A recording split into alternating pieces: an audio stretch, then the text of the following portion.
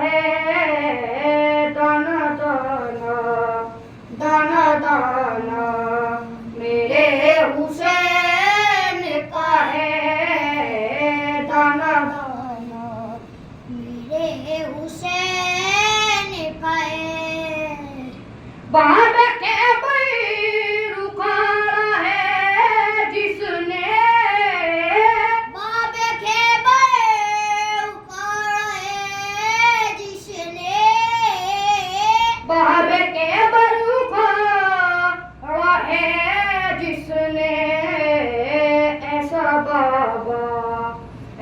بابا میرے حسین کا ہے ایسا بابا میرے حسین کا ہے جب سے گئی میں میرے سجے ہیں علم جب سے گئے میں میرے سجے ہیں علم جب سے گئی میں میرے سجے ہیں علم آنا جانا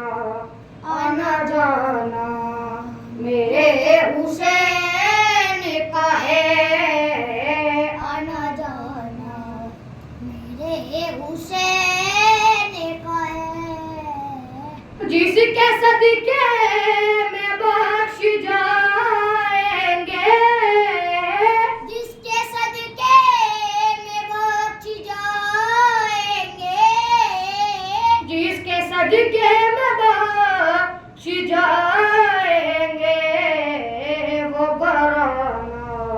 وہ گھرانہ میرے حسین کا ہے وہ گھرانہ میرے حسین کا ہے یہ جو تم تازیہ بناتے ہو یہ جو تم تازیہ بناتے ہو یہ جو تم تازیہ بناتے ہو قاری خانہ میرے حسین کا ہے قاری خانہ میرے اور فرما رہے انسان اگر خواہشوں پہ عمل کرے تو جانوروں سے بدتر عقل پہ غور کرے عقل کے اوپر کہے اوپر چلے خواہشات کے اوپر عمل نہ کرے وہ فرشتوں سے افضل تو عزیزان محترم میں آپ کی خدمت میں عرض کروں یہ 9 سال اور 15 سال رسول نے جو اعلان رسالت کیا ہے جس میں رسول نے اپنی رسالت کا اعلان کیا ہے دین اسلام کا اعلان کیا ہے اور اپنے وسیع کا اعلان کیا ہے تاریخ اسلام میں جتنی بھی کتب ہے اس کو کہا جاتا ہے دعوت ذو العشیرہ دعوت ذو العشیرہ ذو العشیرہ کسے کہتے ہیں ذو العشیرہ کہتے ہیں خاندان والوں کو قرابت داروں کو خاندان والوں کو عشیرہ کہتے ہیں قبیلے والوں کو پہلی دعوت کہا کہ دعوت ذو العشیرہ یعنی اپنے خاندان والوں کو بلاؤ اپنے قبیلے والوں کو بلاؤ اور ان میں یہ تبلیغ کرو اچھا بڑے بڑے علماء نے اس کے اوپر لکھی ہیں کتابیں اور اس میں یہ آپ کو ملے گا اگر آپ اس پہ غور کریں اس میں یہ ملتا ہے کہ جو دعوت ذو العشیرہ تھی اس کے اندر جو رسول نے بلایا تھا اس کے اندر 40 افراد تھے 40 افراد اس دعوت ذو العشیرہ میں بلائے گئے تھے بھائی مسلمان تو بہت سارے ہونے بہت ساروں کو مسلمان بننا ہے لیکن یہ کیا یہاں تو مکے کے سارے لوگوں کو بھی نہیں بلایا گیا صرف خاندان والوں کو اور جس میں چن کے صرف 40 حضرات ہیں جنہیں بلایا گیا اور ایک اور عجیب بات اس میں لکھی ہوئی ہے یہ جو 40 کے 40 افراد تھے ان میں جتنے بھی یہ 40 افراد تھے ان میں سب کی عمر منیمم 40 سال تھی 40 سے کم عمر کا کوئی نہیں تھا 40 سے زیادہ ہو سکتے 45 کے تھے 50 کے تھے 55 کے تھے 60 کے تھے لیکن جو منیمم عمر ہے ان 40 کی وہ سب کے سب 40 سال کے تھے اب دیکھیے یہ تو کوئی نجومی بتا سکتا ہے کہ یہ کیا مسئلہ ہے 40 کا کیا چکر ہے مجھے تو نجوم آتا نہیں ہے لیکن یہ کہ 40 افراد اور 40 افراد میں سب کی عمر 40 سال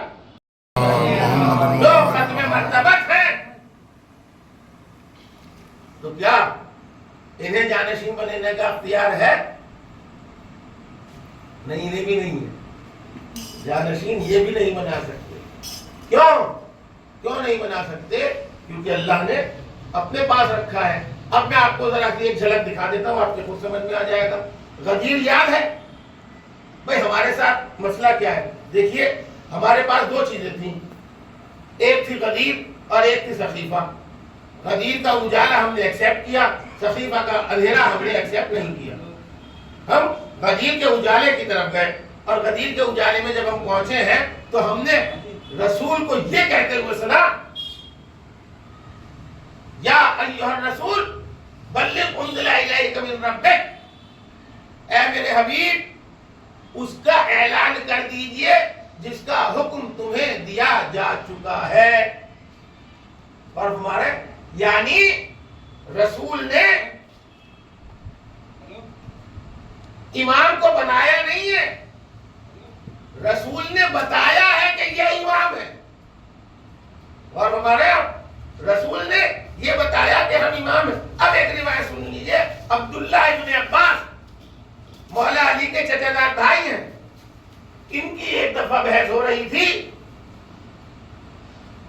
سقیفہ والوں سے، اور سقیفہ والوں نے یہ کہا کہ بھائی ایسا ہے، ہم جانتے ہیں کہ جو امامت ہے یہ تمہارا حق ہے، یعنی مولا علی کا حق ہے، امامت کا حق مولا علی کا ہے، لیکن ہم کیا کرتے، یہ جو عرب تھے یہ نہیں چاہتے تھے کہ رسول کے بعد امام بھی اسی گھر سے بنے کہ جس گھر سے رسول بنا ہے۔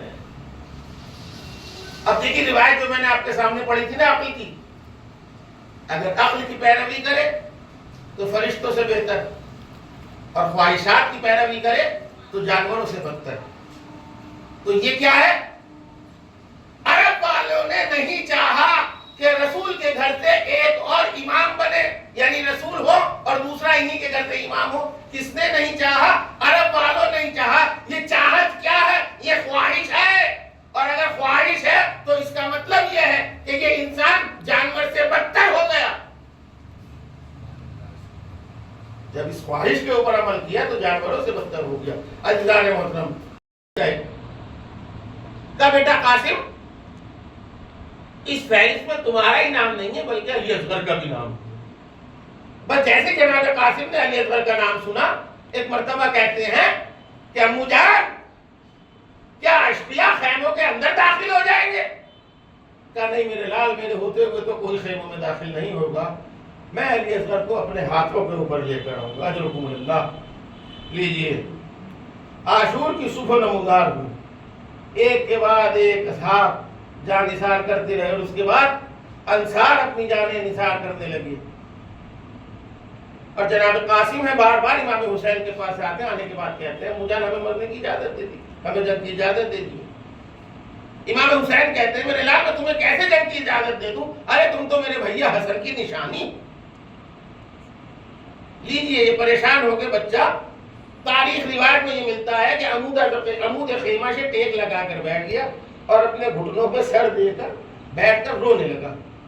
اور جب بچہ رونے لگا تو ایک مرتبہ جناب قاسم کی والدہ گرامی پاس ہے، میرے لال کیوں رو رہے ہو؟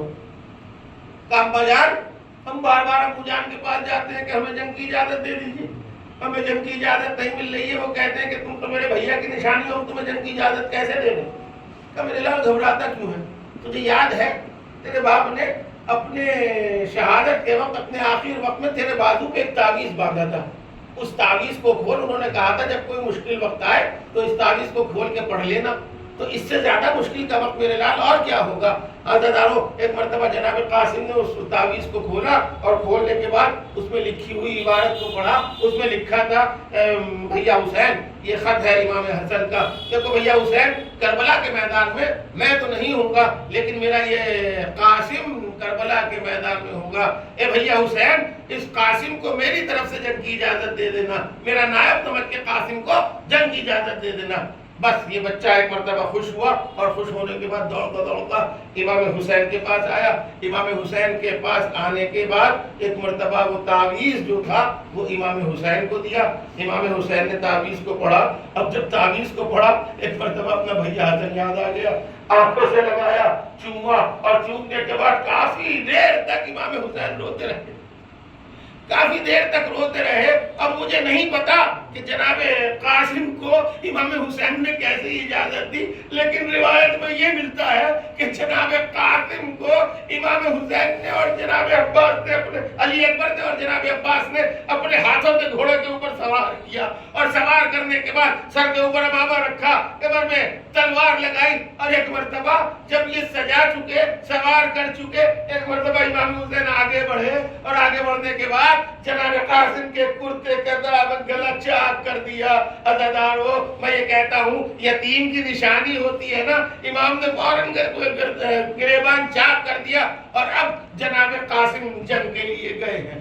ہاں عزیزانو, جناب قاسم وہ ہیں کہ جو جناب علی اکبر سے جنگ سیکھے ہوئے ہیں, جو جناب عباس سے جنگ سیکھتے ہیں. اگر یہ جنگ نہ کریں گے تو کون کرے گا؟ ایک مرتبہ لاشوں کے پشتے لگا دیے, اور ایک مرتبہ ابن زیاد کہتا ہے کہ ارے تم ایسا کیسے کب تک لڑتے رہو گے, یہ ایک بچے کو تم مارنے کے لیے بار بار فوجوں کو طلب کر رہے ہو, آخری سے مارتے کیوں نہیں ہو؟ کہا تجھے کیا سمجھ رکھا ہے, ارے یہ بنی ہاشم کے بچے ہیں, ان کو مارنا کوئی آسان نہیں ہے. تو کہا ایسا کرو, ان کو چاروں طرف سے گھیرو, اور گھیرنے کے بعد اسے قتل کرو. عزیزانو, بس یہی ہوا. ایک مرتبہ ڈنڈے سے جناب قاسم کو چاروں طرف سے گھیر لیا گیا, اور ایک مرتبہ کسی نے گرز مارا, کسی نے تلوار ماری. جناب قاسم گھوڑے کے اوپر سنبھل نہ سکے. ایک مرتبہ جب گھوڑے سے نیچے آئے تو آواز لگاتے, چچا جان, ارے میری مدد کو آئیے, اے چچا, ارے میں گھوڑے سے گر گیا. حضرتارو, امام حسین چلے, اب جو چلے, لیکن راستہ دور تھا. اتنی دیر میں جناب قاسم کا نازک بدن, ادھر کے گھوڑے ادھر دوڑ گئے, ادھر کے گھوڑے ادھر دوڑ گئے.